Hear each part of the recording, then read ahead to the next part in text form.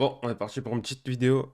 Aujourd'hui, je vais vous montrer comment faire l'effet MrBeast sur Photoshop. On va partir de cette photo-là et on va essayer d'avoir la photo de gauche. Donc, maintenant que nous avons notre photo, on va le dupliquer tout simplement avec CTRL-J. Et ici, on va se rendre dans Camera Raw. Dans Camera Raw, on va baisser la texture, donc pour faire l'effet lisse de la police. Et on va se rendre dans Détail. Et on va augmenter la réduction de bruit. Et voilà, donc c'est un peu plus lisse et on fait OK. Maintenant, on va faire un masque de fusion et on va faire avec l'outil pinceau. On va faire CTRL-I pour inverser la couleur. Donc ça va disparaître, l'effet va disparaître. Et avec le pinceau tout en blanc, on va baisser le flux à 6. On va repasser sur la zone de la peau.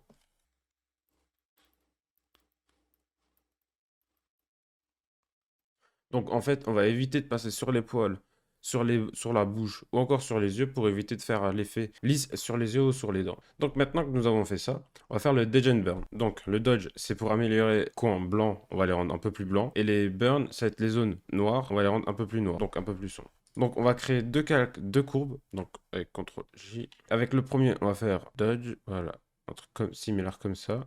Et le Burn, comme ça. Donc pour inverser, on va faire CTRL-I sur les deux. On reprend notre pinceau flux A6. Donc on va commencer avec le burn, avec donc toujours le pinceau en blanc. On va venir sur les endroits où c'est sombre. Donc ici, on va essayer de redessiner les traits du nez.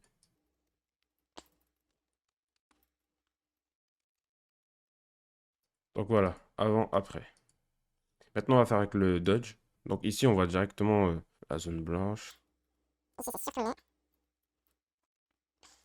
Donc voilà, on est bon. Maintenant que nous avons fait ça, on va se intéresser sur les dents. Donc on va blanchir les dents. Donc c'est tout simple. Donc on va faire un calque de teinte et saturation. Ici, on va cocher sur coloriser. Et surtout la saturation qui va nous intéresser ici, on va le mettre à 0. Une fois qu'on a fait ça, toujours CTRL-I. Donc avec le pinceau cette fois avec un flux à 100%, on va redessiner sur les dents.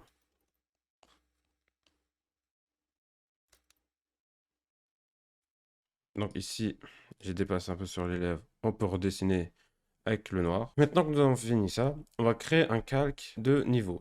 Donc ici, quand on a fait notre calque de niveau, on va supprimer le masque de fusion. On va faire CTRL-J sur les dents. Donc ici, je vais renommer dents. En gros, je vais déplacer le mode de fusion dessus. Donc ça va directement sélectionner la zone. Et en faisant double-clic, je pourrais changer la couleur. Donc ici, on va pas trop surexposer. Maintenant que nous avons les dents, on va s'intéresser aux yeux. Donc en fait, ici, les yeux sont pas totalement blanches. Donc pour faire cela, on va se rendre dans correction de sélective.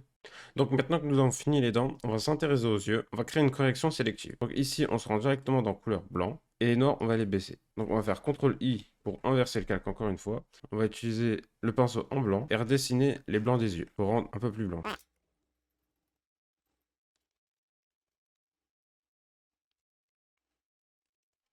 Donc je fais un avant-après des yeux. Donc on voit que maintenant c'est un peu plus blanc. Maintenant que nous avons blanchi les yeux, donc on va faire une teinte de saturation. Et ici, encore une fois, coloriser. Je vais essayer de m'adapter à ça. Donc ici on fait CTRL-I et on va sélectionner que les parties de l'œil. Voilà. Donc ici j'ai mis vert volontairement pour pouvoir démarquer les yeux. Mais c'est du marron. Donc on va essayer de retrouver le marron. Voilà, on est sur un truc comme ça. Maintenant que nous avons fini tout ça, donc maintenant que nous avons fini de faire tout ça, on va faire balance des couleurs. Et ici, on va rendre la peau un peu plus rouge. Voilà.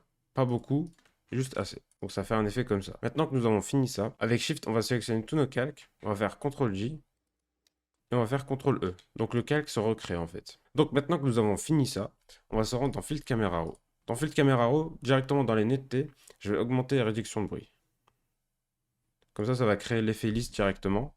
On va mettre un peu de netteté. Donc 26, c'est bon. Dans les courbes, les tons clairs, on va augmenter, mais pas beaucoup non plus, puisque vous pouvez regarder que c'est pas, ça tape pas à l'œil sur les miniatures de MrBeast, quoi. Comme ça, c'est bien. Et voilà. Là, on se rapproche vachement du résultat final. Et ici, dans les réglages de base, on va mettre le contraste à 30, à 13, pardon. Ton clair,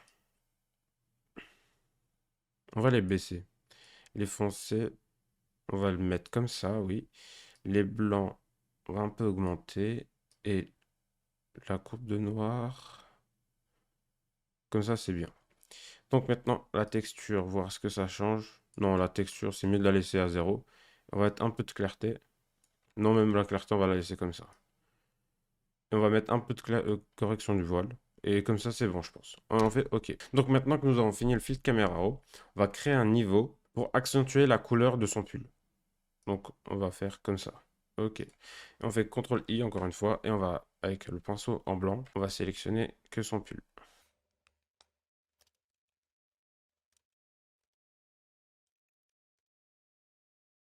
Donc maintenant, je vais vous faire un avant après.